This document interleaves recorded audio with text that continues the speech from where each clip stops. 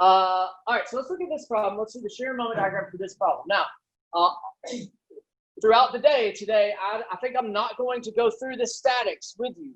You should know the statics. You should be able to pretty quickly calculate the force at that pin B, the force at that roller A. You know, it's not too bad. Some of the moments equal 0, some forces equal 0. You need to do that correctly. If those numbers are wrong, what's going to happen is your shear and moment diagrams are probably not going to get back to 0 at the end, and you're going to know that you have made a mistake. The difficult thing in this class, since we only have 50-minute tests, it's kind of hard for you to go back and you know, redo the problem and find that mistake. But anyway, so make sure you can do that statics accurately and quickly. Okay. All right. So if we know that the force AY 9.5 kips up and BY is 0.5 kips, let's draw the shear and moment diagrams. For the shear diagram, what I'm thinking is those forces, that loading is just pushing my shear diagram up and down. All right, just pushing my shear diagram up and down. Okay, so let's start at the left. Start at 0, and let's hop on our shear diagram. Now, there's not an immediate thing that pushes me straight up or straight down at the very beginning. That distributed load does push me down, but it pushes me down gradually over that distributed load.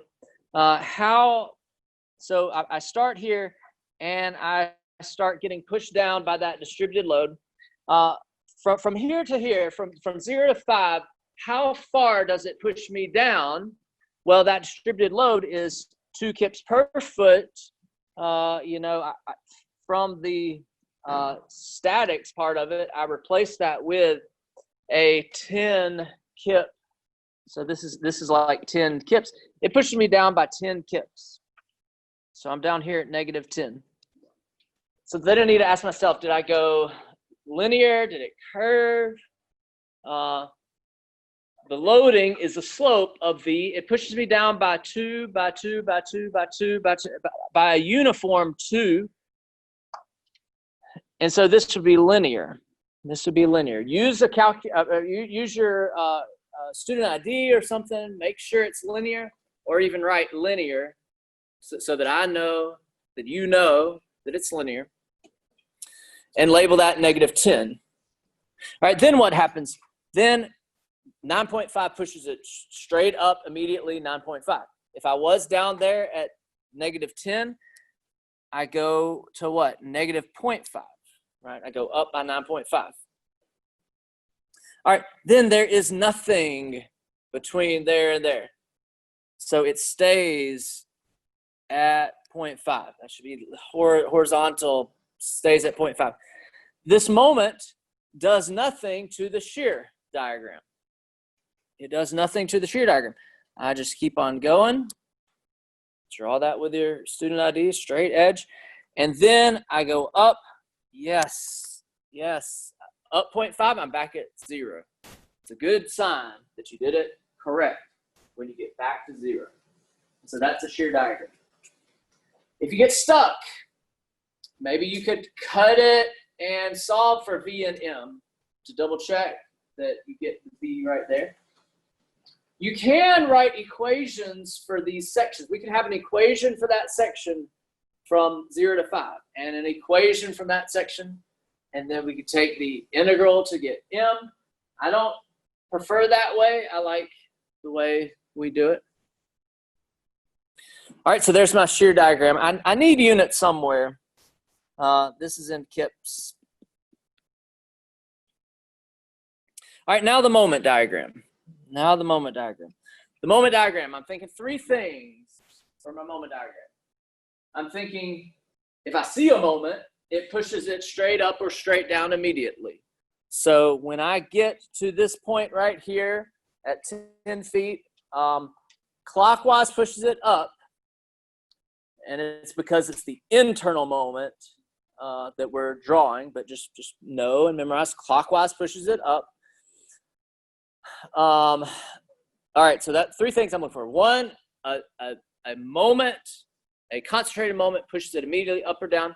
But then the other 2 things are the moment is changed by the area under the V curve. The moment is changed by the area under the V curve. And V is the slope of M. V is the slope of M. All right, so I start at 0. And then I know that this is going to be changed, delta M. M is going to change by that area under the curve. But if the curve is below, then it's kind of the area above the curve. It's the area between the 0 axis and my curve. So what is the area of a triangle? 1/2 base times height. 1/2 base times the height of 10. So 25. So I go from, and this is a negative area because it's under the V, shear axis. So I go down to negative 25. So here we go. Sorry if I'm boring y'all. All right. So I go down to negative 25. But how did I get there? Maybe straight, maybe curved, maybe curved. Well, V is the slope of M. V is the slope of M. So V at first, V is 0. So at first, my slope of M should be 0. My M diagram should have a slope of 0. And then it gets a slope of -1, then -2, then -3, then -4, -5, until it ends with a slope of -10. You see what kind of curve that would be? That curvature right there. That curvature. Right? V is the slope of M. Right? It starts with a slope. It starts with a slope of 0, -1, -2, -3. It ends with a slope of -10. V is the slope of M. Okay, then it moves by the area under the curve. I'm gonna just break it into that section right there. What is that area under the curve? It's the area of a rectangle. What's the area of a rectangle? Base times height.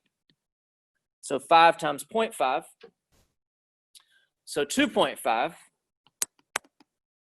This is still a negative area because it's under the axis. So I go down 2.5 more.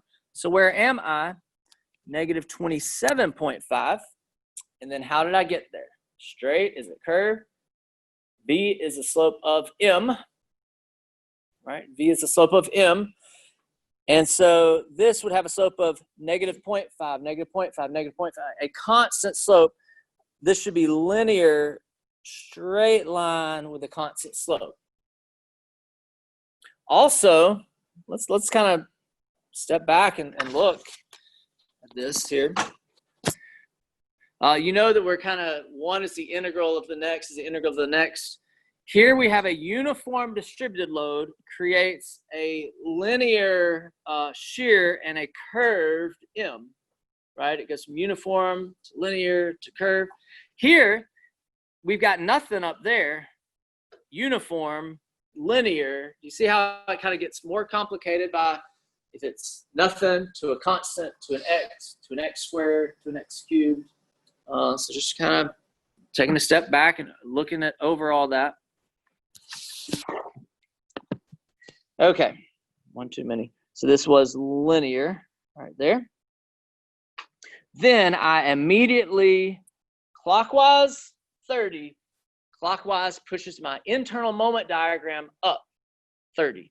So if I was at negative 27.5, I go straight up to positive 2.5. All right.